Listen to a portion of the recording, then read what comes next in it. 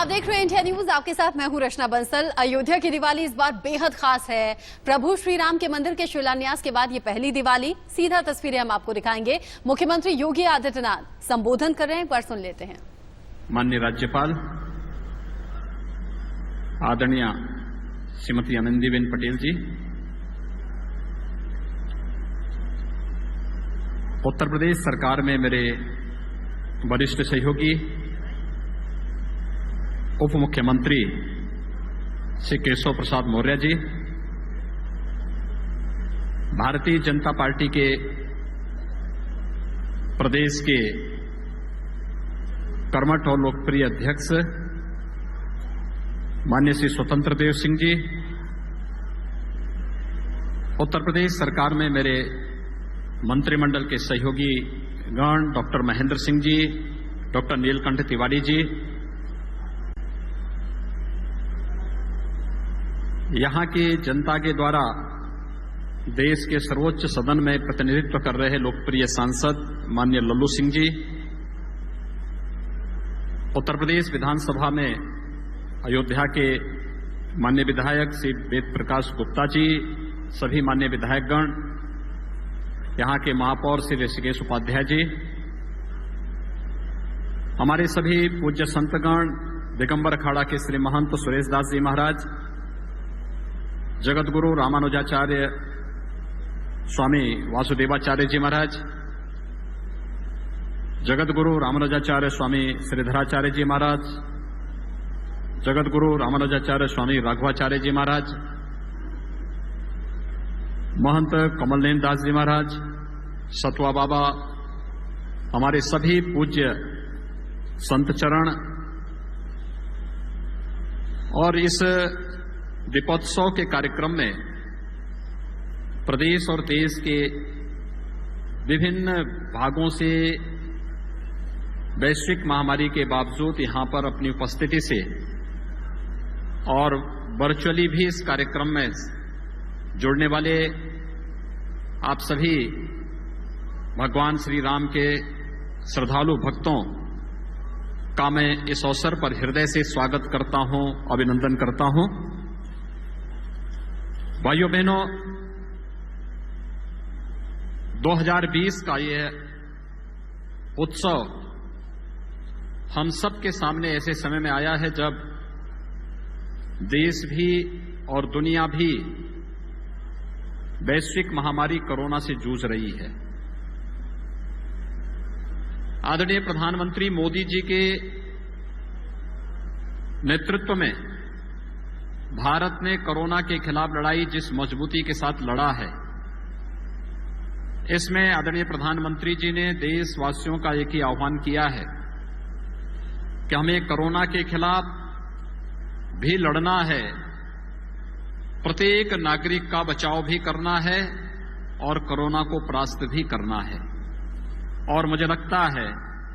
कि राम राज्य की आदर्श अवधारणा को चरितार्थ करने वाले देश के यशस्वी प्रधानमंत्री जी का यह आह्वान को क्रियान्वित करने का इससे अच्छा पावन दिवस और क्या हो सकता है जब प्रभु राम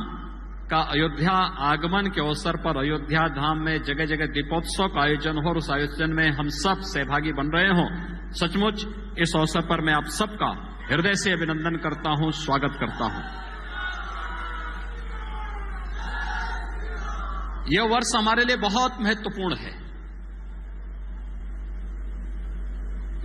बहुत महत्वपूर्ण इसलिए है कि पूरी दुनिया कोविड-19 से अस्त व्यस्त है। भारत भी इससे जूझ रहा है,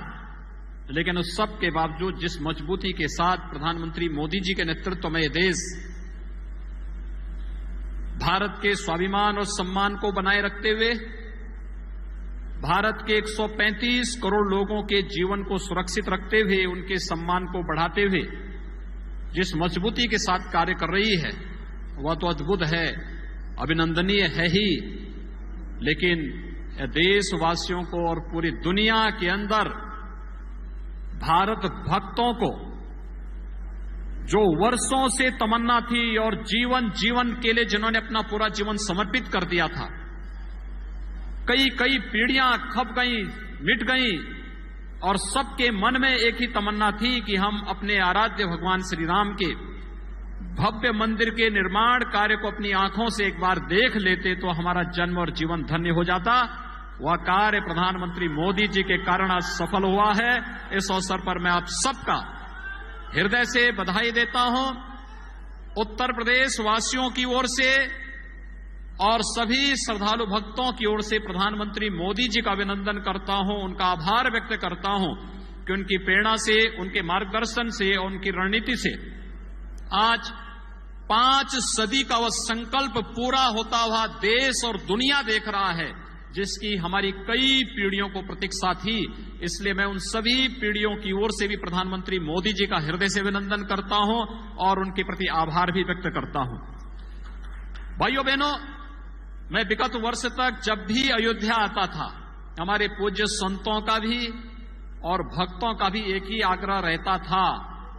वे एक ही बात कहते थे कि योगी जी, जब भी मैं यहां बोलने के लिए खड़ा होता था तो मैं कुछ विकास के कार्यों के साथ अयोध्या को जोड़ने के लिए आता था, लेकिन आवाज एक ही आती थी कि योगी जी, काम की बात मत करो, अयोध्या में राम मंदिर का निर्माण करो। एक ही आवाज हमें हर जगह से सुनाई देती थी। और भाइयों बहनों, भारत माता के लाल, देश के यशस्वी प्रधानमंत्री नरेंद्र मोदी जी ने इस देश के संकल्प को पूरा किया है और स्वयं कोरोना कालखंड में कोविड-19 के सभी प्रोटोकॉल का पालन करते हुए स्वयं समय देकर के वे अयोध्या धाम पधारे और अयोध्या में आकर के प्रभु श्री राम के भव्य मंदिर के निर्माण कार्य का शुभारंभ अपने कर कमलों से प्रारंभ करके प्रधानमंत्री मोदी जी ने देश और दुनिया को राम राज्य की उस परिकल्पना का स्पष्ट संदेश दिया, जो पिछले 6 वर्षों से इस देश के अंदर गांव के लिए, गरीब के लिए, किसान के लिए, नौजवान के लिए, महिलाओं के लिए और समाज के प्रत्येक तबके के लिए अपने एक एक क्षण क्षण जिसके लिए उन्होंने समर्पित किया और जिसके लिए उन्होंने पूरा जीवन लगा दिया, वह इस देश ने देखा है। आज का जो दिवस है, दीपोत्सव भगवान राम का के द्वारा सत्य, धर्म और न्याय की लड़ाई जीतने के बाद अयोध्या आगमन, 14 वर्षों के बाद अयोध्या आगमन की स्मृति में हम लोग मनाते हैं। और हम लोगों की हार्दिक इच्छा है कि यह आयोजन अयोध्या के माध्यम से देश और दुनिया के साथ जुड़े। दीपावली का आयोजन हर भारतवासी मनाता है।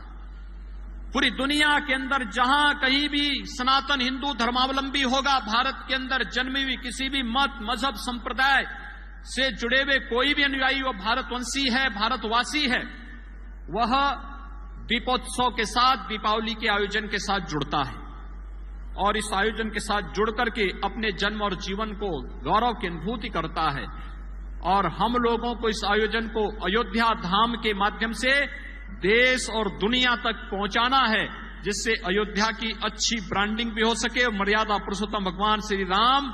जन जन के आराध्य के रूप में इसी प्रकार से पूज्य रूप से सबके सामने उसी रूप में दीपोत्सव के माध्यम से आशीर्वाद देते रहे, जो हजारों वर्षों से हमारे पूर्वजों को और इस धराधाम के प्रत्येक नर नारी को उनका आशीर्वाद प्राप्त होता रहा है। और उस संकल्पना को आगे बढ़ाने के दीपोत्सव के कार्यक्रम को जब आगे बढ़ाने की प्रेरणा आदरणीय प्रधानमंत्री मोदी जी के माध्यम से, क्योंकि प्रधानमंत्री जी सदैव इस बात को कहते हैं कि कार्य कोई भी हो इस प्रकार का होना चाहिए जो कार्य वास्तव में